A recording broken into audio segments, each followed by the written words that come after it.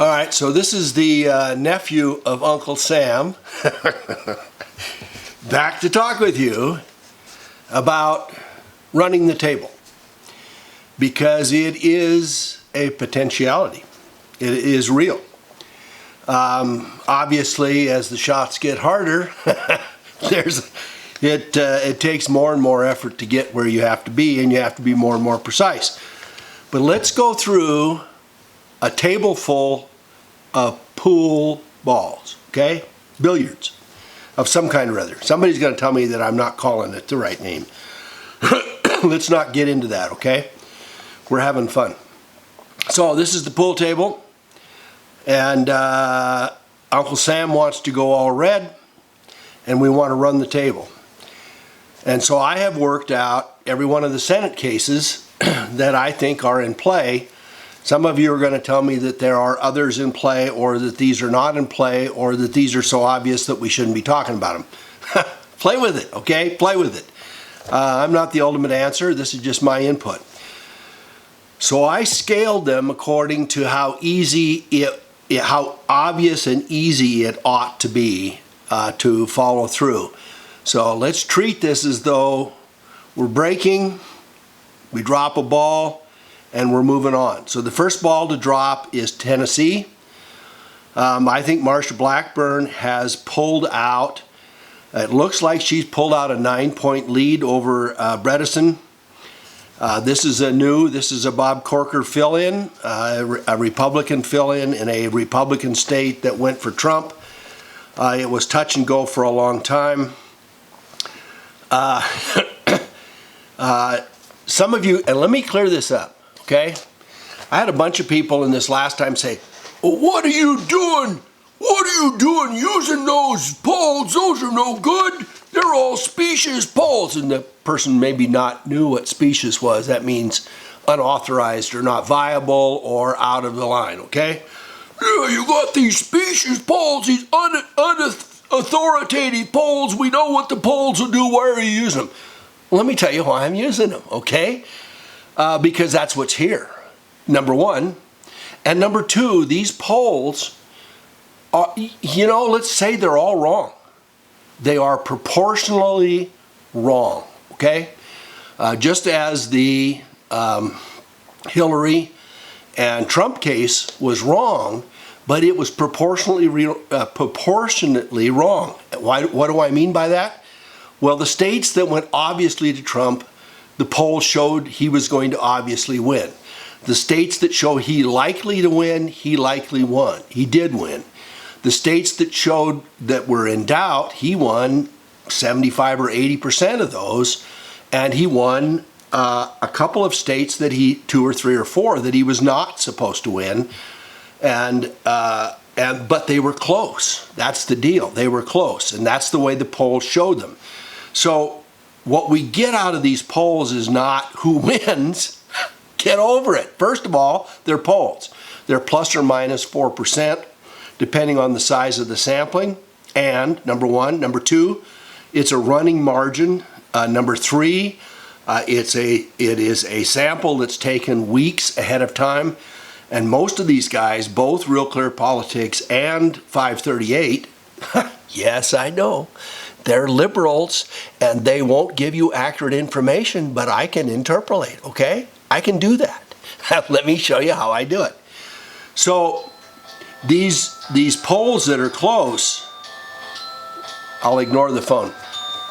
These polls that are close, we can interpolate to be both on the move, to be progressively moving forward, and to be moving our way. So the Tennessee one shows that Blackburn has about a 3.6 point lead in 538, and shows that her latest polls show her with a 9-point lead. Man, I'm glad that's over. 9-point lead on Real Clear Politics. What does she really have? The recent polls show significantly better than that, as much as 14 or so. So there's, according to 538, I'm going to give you this stuff, right? And then you interpolate, okay? Or I will. I don't know how to be too clear about this, because somebody's going to say, well, you used those idiot polls and they're no good. Yeah, right. So interpolation, look it up. So the 538 folks figure that Marsha Blackburn has about a 3/4 chance of winning. I think her chances are much better than that, but that's where we are. The second best one, all right, we knocked ball number 1 in. We're starting to move around the table. We're going to take the easy ones. We're going to try to get the rest of them open. We're going to try to make the shots easier, okay? Number 2, Kevin Kramer is now leading Heidi Heitkamp in North Dakota by almost 9%. So it was almost as easy as a shot as the Blackburn-Bredesen match. It looks like North Dakota, that voted clearly for Trump, is going to throw Heidi Heitkamp, the incumbent, out. And there was a lot of movement, and a lot of that movement came after the Kavanaugh hearings. And even though Heidi Heitkamp was not there, I think it poured over onto her campaign big time. So 8.7 on Real Clear Politics, 8.2 on 538. The movement is clearly in the Republican side. It could end up being bigger than a 10-point lead, and 538 figures Kramer's a 2/3 shot. Number 3, and some of you are going to say there's a better shot than this. I say, all right, it's an easy shot, right? It's the 15 ball, the 12 ball, the 3 ball in the corner pocket. It's whatever it is. This is an easy shot. So Ted Cruz now has pulled out to at least 7 points on Real Clear Politics, ahead of Beto, whatever you do, Beto O'Rourke. And 538 has him at 5.7 up. I think that's trending. Clearly, it's trending toward Cruz. That's the way the last 10 polls or so show. Number 4, a little bit harder shot, fairly close. Dean Heller, it looks like he is going to hold on to his Republican seat in Nevada against Jackie Rosen. She was in the lead most of the last couple of months. He is now, according to Real Clear Politics, up 1.7, and in 538, 1.9. 538 gives him about a 60% chance of winning. Number 5 is McCaskill-Hawley. We've got an incumbent, McCaskill, who has been at risk all along. She got caught recently with a public-private thing. This is kind of the Hillary deal. Well, we have our public stance and we have our private stance, and we're not going to tell any of the independents and the Republicans who might vote for us that we really are much more liberally democratic than we are. We're just going to lie to them and fudge. And her own campaign staff has said that. We have a public position, and then we have the real position. So Josh Hawley has now pulled out a narrow half-point lead on both 538 and Real Clear Politics, but 538 only gives him about a 45% chance of winning. I think the trends are kind of sideways on this one. I don't see a big clear move toward Hawley, so it could be really, really close. The next one is number 6, and this is Sinema and McSally. This is to fill Jeffy, Flake, McFlake, Snowflake, Flaky Flake, Jeffy, Crooked Nose Jeffy, and who actually did one thing right. He actually voted for Kavanaugh, right? Amazing guy. The guy has his record is pure. He did one thing right. So the current poll shows McSally ahead about 0.3 on 538. It shows Sinema with about a 2-point lead. But clearly the trend is toward McSally. I think this is going to turn out.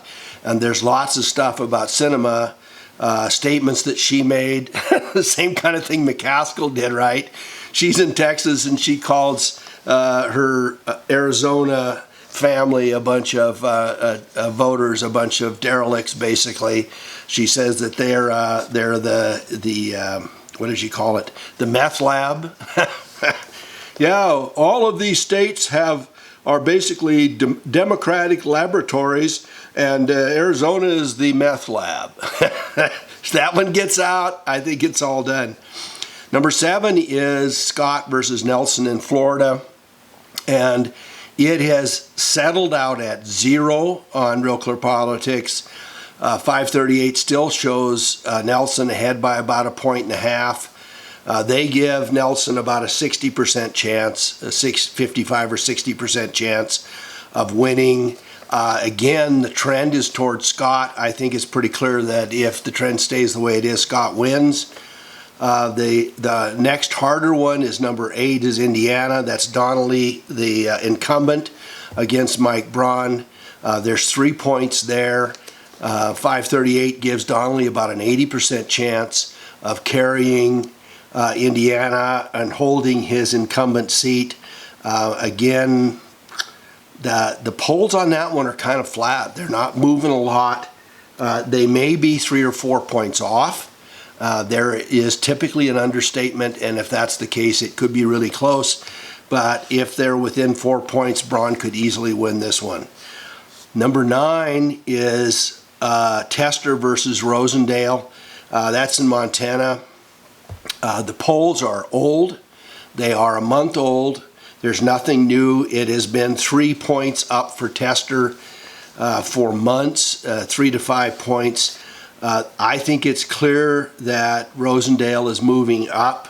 Does that mean that he catches Tester? I don't know, but obviously President Trump is going to make another trip to Montana, so I would say he thinks it's in play, right?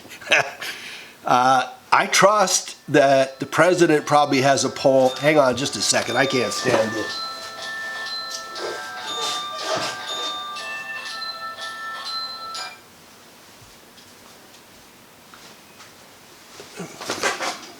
My apologies. So I think Tester may well lose this one. This is a place where he could lose.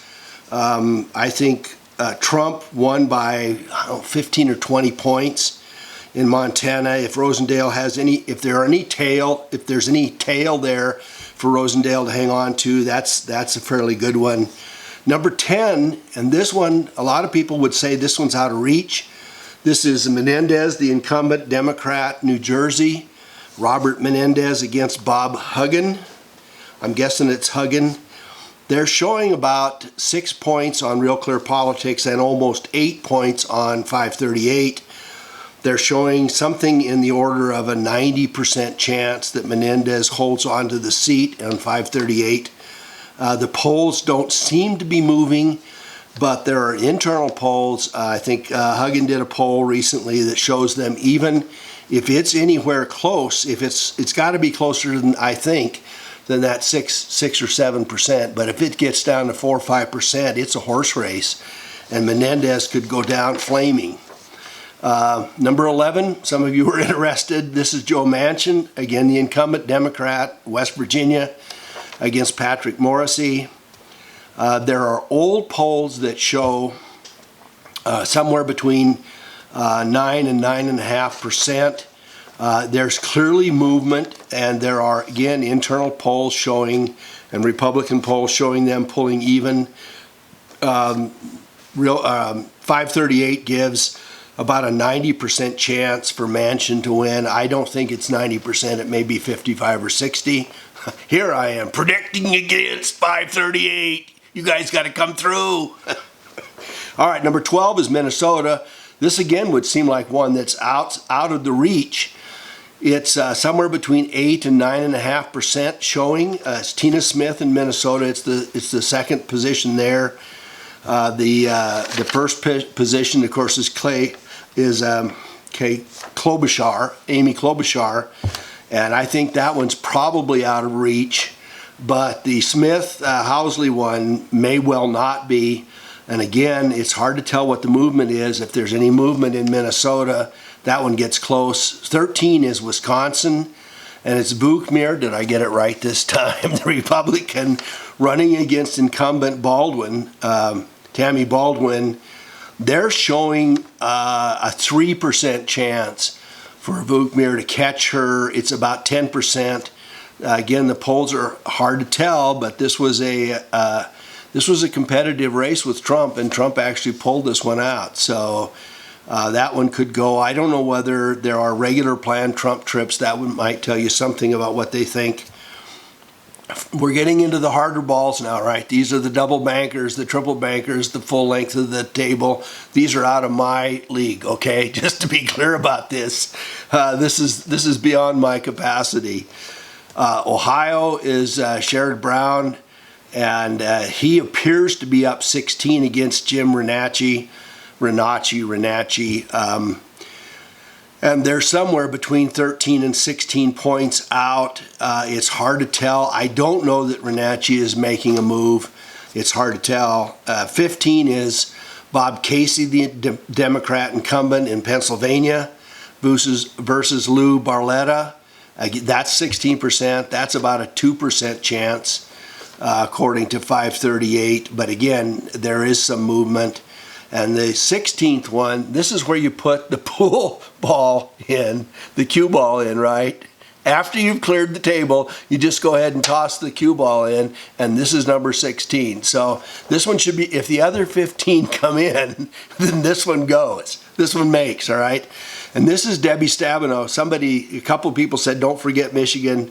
I went back and looked at it. It's right at 16% difference. There's clearly movement. John James, I think, is moving hard. The latest poll shows it's down under 9%. It may well be in the 5 or 6 bracket. Mitchell Research and Communication shows it at 8 or 9%. That's as of a week ago. And this one shows a 1% chance of John James making it. I'd put a little money on John James if I got 100 to 1 odds. I'd sure as heck put some money on him because he could pull this one out. That's the longest shot of the 16. I looked at the other ones. The Republican ones are so off the charts. I mean, obviously, Mitt Romney is going to win in Utah, and the Wyoming guys and a couple others. And the Democrats, the Northeast stuff, the independents, Bernie and what's her name, in Gillibrand in New York and Connecticut and Rhode Island and Delaware. I mean, those things are just out of reach. And I don't know why the Northeasterners are so crazy, but they are. And that doesn't mean you folks.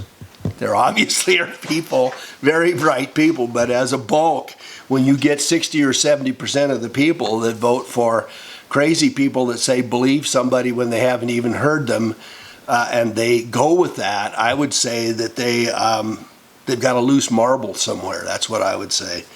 So that's the roundup. I think there are, it looks like 6 of those will drop in, but I think it's probably more like 9 or 10 that will drop in out of that 16.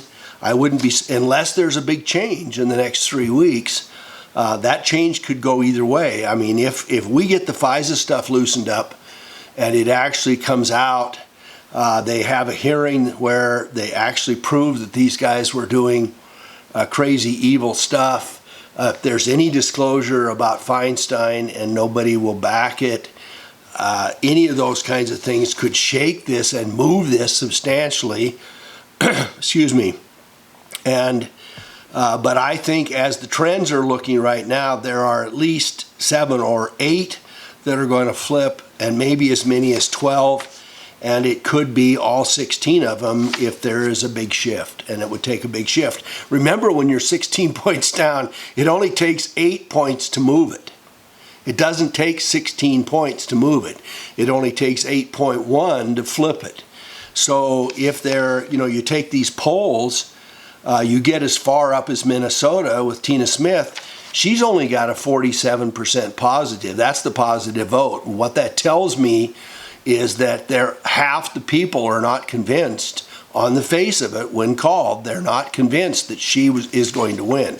These other ones, the ones that are below that, the last 4, Wisconsin, Ohio, Pennsylvania, and Michigan, the parties, the incumbents are up a couple percent above 50%. So it's going to take a hard shift in order to move that. But where you've got Minnesota with Tina Smith, Obviously, people are not as excited about her as they are about Amy Klobuchar. Why that's his, I have no idea. I mean, why would you like Amy better? I don't know. But anyway, that's the report, and I hope you like it. Give it a thumbs up. I'm going to, I spent a bunch of money on this hat, see, so I'm going to do some more reporting on this election as it comes up. There are people that are saying to me, why are you messing with this? This isn't the real issue. This isn't where this is going to shake out. We've got to have real movement someplace else, and this is Tweedledee, Tweedledum territory. This is the mono party. This is the same people on both sides, and I'm going to tell you I don't believe that, and I'll tell you why I am where I am, why I'm doing this little dog and pony show, and that is this. We're not going to see anything else happen until the election, okay? I think that's a given, unless there's a bomb of some kind or other, and I hope that's figurative. We're not going to see any substantial political moves between now and then because nobody can take the risk of it. And we're likely to see, because all this stuff on the Senate and House side have been pushed back, and nobody's going to push hard prior to the election. I don't think anything's going to open up before then. So we lose, first of all, we lose nothing by being as proactive as we can. Number two, that there is semi-crazy, that is, the Republicans have really not done very much for us for years, and since George W. Bush with the neocon bunch, it's hard to know where the good Republicans are, but the Democrats now have said, we're absolutely crazy. We call ourselves progressives, but we're crazy libs, right? Crazy libs, total crazy libs. And crazy libs are people who are willing to toss, not only willing to quietly toss out the Constitution. I read some stuff on a couple things the other day, and they're saying, well, gee, if we don't have the Supreme Court there to write what we want written and how we want the changes, how are we going to possibly get this to move where we want it to move? Well, I'm going to tell you, if you took U.S. government or U.S. history in high school, if you went to high school, or read anything, I don't care whether you went to high school or not, or read anything, you would know that the Constitution is there to protect us all and to not move without the will of the people, and the Supreme Court is there to defend the Constitution against the executive branch and the legislative branch. It's a check and balance against craziness. And so when somebody starts to say, we need that court to be a progressive wing so it will move us off the constitutional basis faster, it is in fundamental violation of our founding fathers. And some of them will tell you, and I think it goes all the way to Ginsburg, Ruth Bader Ginsburg will say, well, this is an old document and it really needs to be kind of tossed out the window so we can ignore it when we see fit. Well, that's just not the case.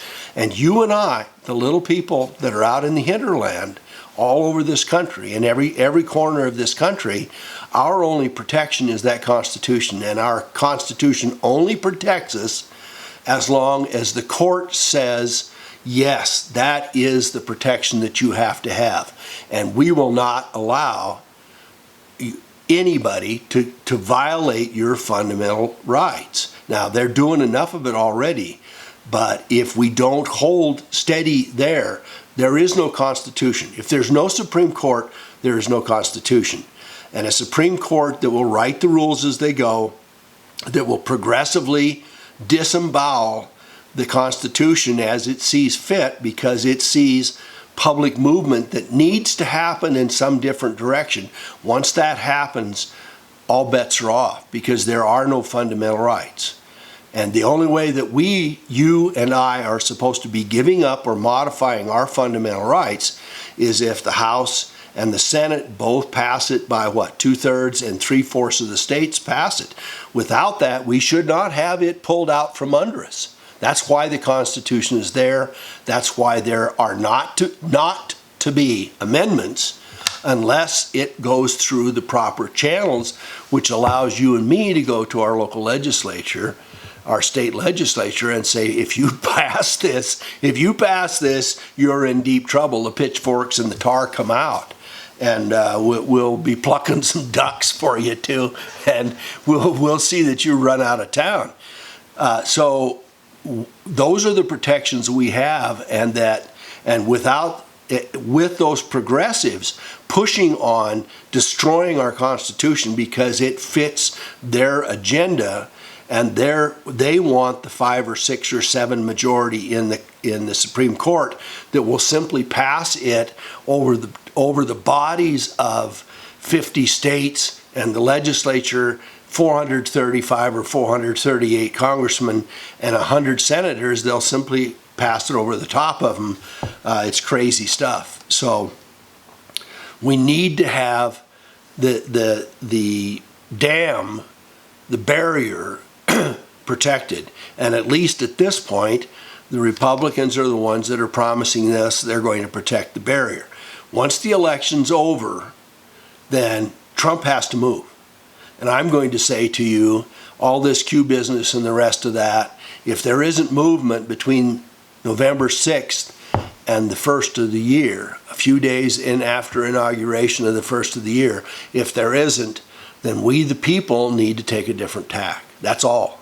Because what it tells me is that what we have been witnessing for the last 2 years is a charade. And if that's the case, there's only us, folks. So if Trump and the Republicans do something as of the first of the year and they show us that they're really into it, great. If they don't, then it's time for us to do it.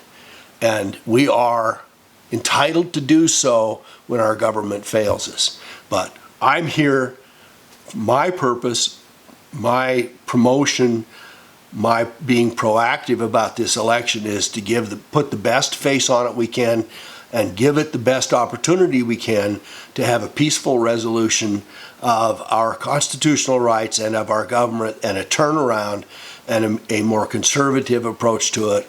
You know, I would hope that they cut down on the military, that they get out of half the foreign nation stuff. We get out of Syria within a couple of months and the rest of that, and that we size down and get responsible about our government. We take over the Fed, we remonetize this, we give us a jubilee, and we audit all of our government agencies, hold them accountable, and then we take the public mall, the Washington Mall, and we start lining folks up for treason, and we hang them right there. We hang them.